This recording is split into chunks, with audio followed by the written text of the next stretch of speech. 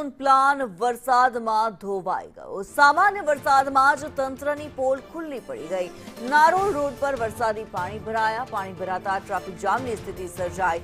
વાહન ચાલકો અને સ્થાનિકોને ભારે હાલાકીનો સામનો કરવો પડી રહ્યો છે। પ્રી મોન્સૂન કામગીરી પર સવાલો ઉઠી રહ્યા છે। કરોડોના ખર્ચ બાદ પણ સ્થિતિ યથાવત જોવા મળી રહી છે। ડ્રેનેજ વ્યવસ્થાની નિષ્ફળતા સામે આવી। વરસાદમાં શહેરની તૈયારીઓની પોલ ખુલ્લી પડી ગઈ છે।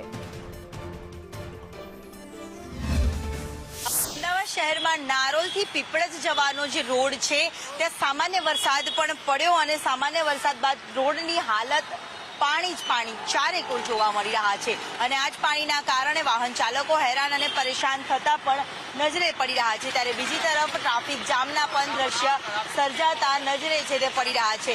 લોકોએ હાલાકીનો સામનો પારાવાર કરવાનો વારો આવતો હોય છે। ત્યારે સામાન્ય વરસાદમાં પણ એક તરફ કામગીરી બ્રિજની ચાલે છે, બીજી તરફ પ્રી મોન્સૂનની કામગીરી ચાલે છે અને ત્રીજી તરફ આ પાણીમાં ખદબદતા રોડમાં પરેશાન પ્રજા થતી નજરે પડી રહી છે।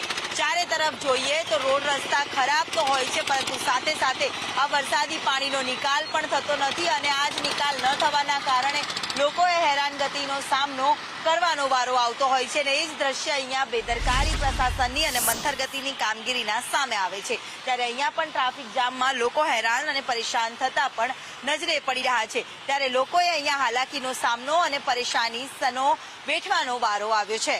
કેમેરામેન પુખરાજ શર્મા સાથે દિવ્યા ચૌહાણ, સંદેશ ન્યૂઝ, અમદાવાદ।